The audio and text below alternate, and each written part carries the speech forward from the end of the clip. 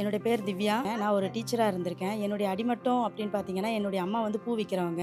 So நாங்க இந்த மலைப்பகுதியில நான் பொறந்ததுலேருந்தே 35 வருஷமா இங்க இருக்கோம். எங்க அம்மாவுடைய 20 வருஷ உழைப்பு அப்படிங்கிறது இந்த வீடு மட்டும் தான். வேற எதுவுமே இல்ல. ஸோ இந்த வீடெல்லாம் இப்ப எடுக்க போறாங்க அப்படின்னு சொல்லிட்டு ஒரு ஒரு மலை சரிவு ஏற்பட்டதுனால சொன்னாங்க. எல்லாருமே பேனிக் ஆயிட்டாங்க. ஸோ அந்த டைம்ல வந்து பார்த்தீங்கன்னா, ஐயா வேலு கிட்ட போனோம். அவரு என்ன சொன்னாருன்னா, "நான் உங்களுக்கான உதவிய நான் கண்டிப்பா செய்றேன். இத்தன வருஷமா நம்ம வாழ்ந்துட்டு நம்மளுடைய பாரம்பரிய இடத்த விட்டு போகணுங்கிறது இல்ல. நாங்க உங்களுக்கு கண்டிப்பா உதவி செய்றோம். ஆனா கோர்ட்ட மீறி போகணும் அப்படிங்கிறப்போ கொஞ்சம் நெறைய சிக்கல் இருக்கு அப்படிங்கிறது சொன்னாரு. அவரு என்ன சொன்னாருன்னா, நாங்க கோர்ட்ல வந்து உங்களுக்கு எதிரா வந்து ஸ்டே ஆர்டர் வாங்குறோம். எங்களுக்காக அவரே செலவு பண்ணி, எங்க மொத்த பேருடைய இதுவுமே வந்து பார்த்தீங்கன்னா, குரலா போயிட்டு அவரு நின்னாரு. ஸோ அவரு தான் வந்து எல்லாத்தையும் எக்ஸ்ப்ளைன் பண்ணி எங்களுக்கு இப்போதைக்கு தற்காலிகமா ஸ்டே ஆர்டர் வாங்கி குடுத்துருக்காரு. ஸோ இது வந்து காலங்காலமா நாங்க எவ்வளோ பிரச்சனைகள் இருந்தாலும் அத ஃபேஸ் பண்ணி திருவண்ணாமலையில அப்படிங்கிறப்போ அவர்கிட்ட போனா மட்டும் தான் எங்களுக்கான ஒரு ஜட்ஜ்மெண்ட் கிடைச்சிருக்கு. ஒரு 2020ல கொரோனா பீரியட்ல என் ஹஸ்பண்ட்க்கு வந்து ஹார்ட் அட்டாக் வந்து இறந்துட்டாரு. ஸோ எனக்கு அப்படிங்கிறப்ப நான் போய் நின்னப்போ எனக்கு டெஸ்டிட் விடோவுக்காக எனக்கு ஹெல்ப் பண்ணாரு. மேற்கொண்டு நான் டிஎன்பிஎஸ்சி படிக்கிறதுக்கு ஐயா வேலுவுடைய ஆஃபீஸ்ல தான் என்ன பண்ணீங்கன்னா, நான் பிரிண்ட் எடுத்து எல்லாமே படிச்சுட்டு இருக்கேன். அவருடைய நூலகத்திலயும் நான் வந்து அப்பப்ப எனக்கு டைம் கிடைக்கிறப்ப நான் போய் பண்ணுவேன். இப்போ நான் ஒரு பிரைவேட்ல வேலை செஞ்சுட்டு இருக்கேன்.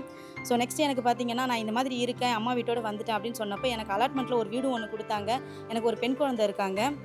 நெக்ஸ்ட் எனக்கு அப்புறம் என்னுடைய சப்போர்ட்டிவா வந்து என் பொண்ணுக்கும் வந்து பார்த்தீங்கன்னா, நெறையவே ஹெல்ப் பண்ணியிருக்காங்க. 5 தலைமுறையாவே நான் வந்து அங்க உதயசூரியனுக்கு தான் ஓட்டு போட்டுட்டு இருக்கோம். ஸோ அவங்க எப்பவுமே வந்து மக்களுக்கு வந்து செய்யறதுல கொஞ்சம் இன்வால்வ்மென்ட்டோட செய்றாங்க.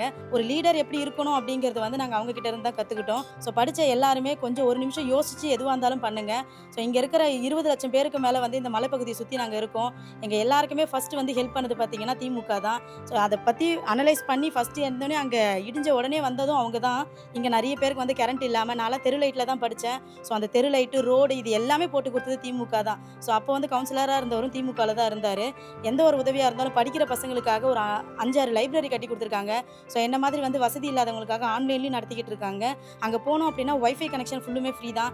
எல்லாமே யுட்டிலைஸ் பண்ணியிருக்கோம். ஆனா அது எதுக்காக வருது? ஏன் வருதுங்கிறத யோசிக்கணும். இதுக்கப்புறம் பார்த்தீங்கன்னா, என்ன மாதிரி இன்னும் இப்ப நான் வந்து வொர்க்கிங் வுமனா இருக்கேன். வொர்க்கிங் வுமனா இல்லாதவங்களுக்கும் நான் முதல்வன் திட்டம்னு இருக்கு. ஸோ எல்லாருமே வந்து படிச்சவங்க அத்தன பேருமே சரி, படிக்காதவங்களுக்கும் சொல்லி புரிய வைங்க. எதுக்காக வரணும்? ஏன் வரணுங்கிறத யோசிச்சு, சிந்திச்சு வாக்களிங்க. அத தான் சொல்றேன்.